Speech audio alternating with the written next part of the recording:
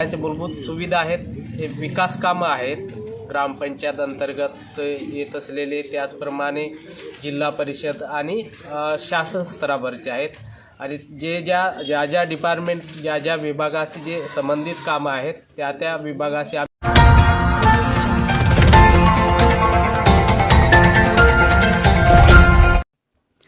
नमस्कार, मैं माइकल मिश्राम और आप देख रहे हैं महाराष्ट्र का एकमेव निष्पक्ष निर्भीक डिजिटल न्यूज़ चैनल न्यूज़ प्रभात। और आज हम लोग हैं महाराष्ट्र राज्य के गोंदिया जिले में, जहां पे सालेकसा तहसील जो कि अति दुर्गम क्षेत्र सालेकसा तहसील के ग्राम पंचायत पिपरिया अंतर्गत गांव नवागढ़, यहाँ पे आज हम लोग मौजूद हैं। यहाँ पे आप देख सकते हैं मेरे साथ में कि ग्राम पंचायत पिपरिया के उप सरपंच गुनाराम मेहर ये पिछले 2 दिन से भूख हड़ताल पर बैठे हैं और इनकी मांगनी क्या है, इनकी समस्या क्या है, आज हम लोग उनसे जानेंगे। जैसा कि मैं आपको बता दूं, महाराष्ट्र हिंदुस्तान में एक ऐसा राज्य है जहां पर एक तरफ मनोज जरांगे पाटिल मराठा आरक्षण को लेकर के भूख हड़ताल पे, दूसरी तरफ धनगर आरक्षण को लेकर के फिर धनगर समाज के लोग भूख हड़ताल पर है। वैसे ही महाराष्ट्र के अंतिम छोर छत्तीसगढ़ मध्य प्रदेश से सटा हुआ सालेकसा तहसील, यहाँ पे भी अपनी मांगों को लेकर के भूख हड़ताल पर बैठे पिपरिया के उप सरपंच गुनाराम मेहर। ये स्थिति आज संपूर्ण महाराष्ट्र में देखने को मिल रही है। आइए जानते हैं उनसे कि किन समस्याओं को लेकर के आज वो भूख हड़ताल पर बैठे हुए। गुनाराम जी, सर्वप्रथम सभी मान्यवरों का सहर्ष जय बिरसा, जय भीम, जय सेवा। आप सभी को विदित हो कि पिछले कई वर्षों से मैं इस क्षेत्र के सर्वांगीण विकास हेतु प्रयत्नशील हूँ और उसी संदर्भ में पिछले जो 2022 के अंत में जो ग्राम पंचायत के चुनाव हुए, उसमें यहाँ पर मैं बतौर ग्राम पंचायत के सदस्य के रूप में अत्यंत अधिक मतों से चुनाव जीतने वाला प्रत्याशी रहा। यहाँ मैं अपने बावड़ी सहित सरपंच सहित 225 की लीड लेकर के ग्राम पंचायत में चुन के गया। ग्राम पंचायत में जाने के बाद उप सरपंच का जब चुनने का मौका मिला तो उप सरपंच के चुनाव में मुझे पक्ष विपक्ष न देखते हुए सर्वसम्मति से मेरा उप सरपंच के रूप से चुनाव हुआ।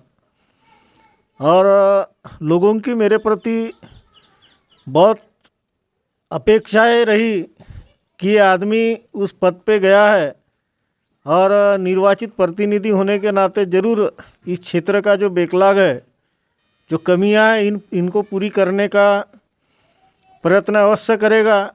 क्योंकि हमारे इस क्षेत्र के विधायक महोदय ने विधायक चुनाव के पश्चात, विधायक बनने के पश्चात हमारे से मांग की कि जिला परिषद और पंचायत समिति को जिताओ। मैंने जी तोड़ मेहनत किया और पूरे पार्टी का इस पिपरिया जिला परिषद क्षेत्र में पूरा प्रभार मैंने संभाला और अपनी रणनीति तैयार करके रिकॉर्ड मतों से पंचायत समिति और जिला परिषद के सदस्यों को जीत करके दिलवाया सभी साथियों की मदद से। उसके पश्चात हमारे आमदार महोदय का कहना आया कि अब ग्राम पंचायत को जिताना पड़ता है, तेरी जवाबदारी बनती है ग्राम पंचायत को किसी भी हालत में चुनाव में ग्राम पंचायत में सरपंच अपना बैठने को होना। तो मैंने एड़ी चोटी की ताकत लगा करके अपने हिसाब से कैंडिडेट उतार करके सभी मेरे जो ग्राउंड लेवल के कार्यकर्ताओं के सहकार्य से उम्मीदवार उतारा और अपने इस वार्ड से अधिक वोट दिलवाया। और मेरे इस वार्ड की देन समझो कि आज मेरे पास में ग्राम पंचायत में सरपंच है। ग्राम पंचायत में बैठने के बाद मैं सतत आमदार से यहाँ के विकास कामों को लेकर चर्चा करते रहा। लेकिन एक दिन ऐसा आया कि आमदार साहब ने बोल दिया कि बोले बार बार तू ये बातें मत कर, देखेंगे सामने क्या करना है। तो उसी दिन मेरे आपने ऐसा कहा कि आमदार चुनाव में आपने काफ़ी मेहनत की कांग्रेस के विधायक सहसराम कोरोटे को जिताने के लिए, उसी पश्चात पिपरिया जिला परिषद क्षेत्र के उम्मीदवार को जिताने के लिए, पंचायत समिति को जिताने के लिए, साथ ही ग्राम पंचायत में भी आपने काफ़ी अहम भूमिका निभाई। फिर सारे पक्ष के लोग आपके होने के बावजूद भी आज ऐसी स्थिति आपके सामने क्यों है कि आपको भूख हड़ताल पर बैठना पड़ रहा है? देखिए, उनकी जो मानसिकता है, उनकी मानसिकता ऐसी है कि हमारा सरपंच, हमारा पंचायत समिति सदस्य, हमारा ही जिला परिषद, हमारा आमदार, और तू भूख हड़ताल में बैठता क्यों है? इससे पक्ष की बदनामी होती है। तो मैं अगर पक्ष की बदनामी को और नामी और बदनामी को देखूंगा तो मेरे को कोई, कांग्रेस के जो लोगों ने मेरे को वोट नहीं दिए, जब मैं यहाँ 225 की लीड में, अकेले घर का आदमी यहाँ से 225 की लीड लेकर के चुनाव जीतता हूँ, सरपंच सहित पूरी बॉडी जीतता हूँ, तो इसका मतलब कहीं ना कहीं विपक्ष के भी लोगों ने मेरे ऊपर में अपेक्षा जता करके मेरे को जिता के दिया है। अभी आप जो भूख हड़ताल पर बैठे हो, इसके पीछे मुख्य उद्देश्य क्या है? कौनते विकास के काम आपको आपके क्षेत्र में चाहिए? इसके पीछे जो मुख्य मेरा उद्देश्य है, यहाँ पर जो मेरा समाज है,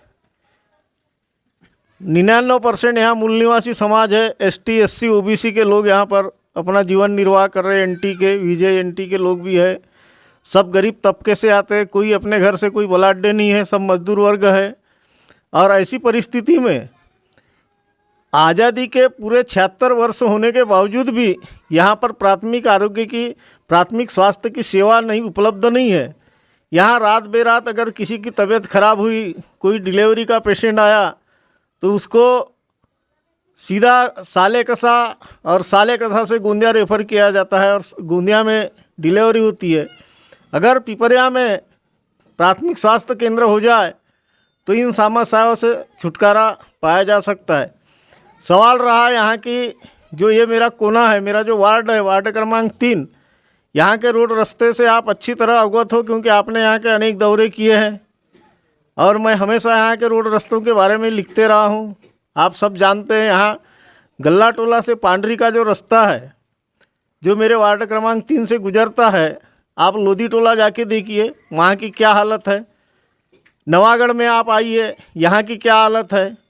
चिस्टोला से गुलाब टोला आइए, यहाँ की क्या हालत है। बाहर के लोग आते हैं तो चर्चाएं करते हैं, बोलते हैं ये तो आमदार का गांव है, क्योंकि आमदार ने इस गांव को अपना पैतृक गांव खुले भाषण में बताया है, आपको भी मालूम है। तो लोग बोलते हैं आमदार का पैतृक गांव है और अपने गांव में ही इसका कुछ विकास कुछ दिखाई नहीं दे रहा है। और आमदार साहब से बात करने जाओ यहाँ के विकास कामों के लिए तो शांत रहे, सब हो जाएगा, शांत रहे। तो मैंने देख लिया कि मैं बोला किसी के भरोसे रहना गलत है, अपनी मांगों को अपने तरीके से ही हल किया जा सकता है। इसलिए आमरण, ये भूख हड़ताल का जो मैंने ये पैतरा अपनाया कि भूख हड़ताल के माध्यम से कम शासन प्रशासन की आंखें खुले और यहाँ की समस्याओं का हल हो जाए। क्योंकि अगर उनके भरोसे में रहा तो मेरे भी 5 साल ऐसे ही बर्बाद हो जाएंगे और आने वाली जो पीढ़ी है वो मुझे जूते मारेगी कि इसके ऊपर इतना बड़ा भरोसा किए और ये भी भरोसे में खरा उतरा नहीं।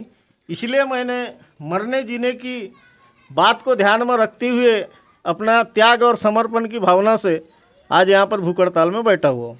आप आज का आपका दूसरा दिन है भूख हड़ताल पर बैठने का, तो अभी तक के प्रशासन के कौन कौन व्यक्ति आकर के, कौन कौन अधिकारी आकर के आपको विजिट दिए, या फिर सामाजिक संगठन जिन्होंने आकर के आपको समर्थन जाहिर किया है? अभी तक के शासन प्रशासन का कोई व्यक्ति यहाँ पर पहुँचा नहीं है। यह एक बड़ी खेद की बात है। रही समर्थन की बात, तो कल वाहन चालक मालक संगठन के हमारे साथी लोग आए थे और उन्होंने अपना समर्थन जाहिर किए। मैं उनको धन्यवाद देना चाहता हूँ कि उन्होंने अपना बहुमूल्य समय निकालकर इस मेरे भूख हड़ताल पंडाल में आकर के मुझे भेंट दिया और मेरा साहस बढ़ाया और अपना समर्थन पत्र भी मुझे सौंपा और उन्होंने मुझे एक साथ दिलाते हुए कहा कि आप चिंता न करो, हम तुम्हारे साथ हैं। बस उनके इसी बात से मैं गदगद हूँ और आज भी मेरा विश्वास डगमगाया नहीं है। 15 दिन भी अगर शासन प्रशासन नहीं आता तो वो शासन प्रशासन की जवाबदारी है, क्योंकि मैंने पहला जो पत्र भेजा लिखा उनको 14 सितंबर को, उसमें भी लिखा, और जो 2 नवंबर को जो पत्र मैंने उनको दिया उसमें भी लिखा कि यदि मेरे स्वास्थ्य के ऊपर विपरीत परिणाम होता है अथवा मेरी प्राण की ज्योत अगर समाप्त हो जाती है तो इसके जवाबदार शासन प्रशासन रहेगा। और ये सब मेरा पूरा पत्र व्यवहार हो चुका है, सबको मालूम है। और इसीलिए मैं किसी प्रकार का टेंशन लेता इसलिए नहीं, क्योंकि मैं महापुरुषों के विचारों से चलने वाला इंसान हूँ। धरती आबा बिरसा मुंडा की जयंती को इसीलिए चुना मैंने कि धरती आबा बिरसा मुंडा उम्र के 25 साल में अपने समाज के लिए जंग लड़ते लड़ते शहीद हो गए, तो क्यों ना मैं उनसे प्रेरणा लेकर के मैं भी अपने समाज के लिए जंग लड़ते लड़ते शहीद हो जाऊँ।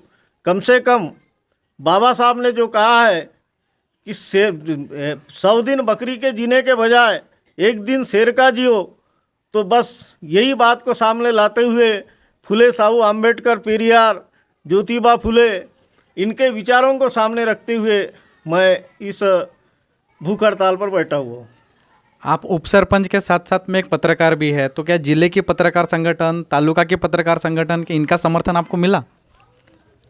तालुका के पत्रकार संगठन का समर्थन मुझे मिला, मेरे साथ में मेरा तालुका संगठन, उसके बाद उप सरपंच, ग्राम पंचायत सदस्य संगठना, इनका भी समर्थन मुझे मिला, और आगे और अन्य जो सामाजिक संगठना है इनका समर्थन मुझे मिलेगा, ऐसा मुझे पूर्ण विश्वास है। सभी का समर्थन मिलेगा, इसमें कोई दो मत नहीं है। सर, आज सालेकसा तालुक्यातील ग्रामपंचायत पिपरिया अंतर्गत नवागड येथे आमरण उपोषण करण्यासाठी बसणारे उपसरपंच गुणारामजी मेहर या ठिकाणी आपण येऊन व्हिजिट दिलात, तर या परिस्थितीमध्ये तुमचे काय प्रतिक्रिया राहतील?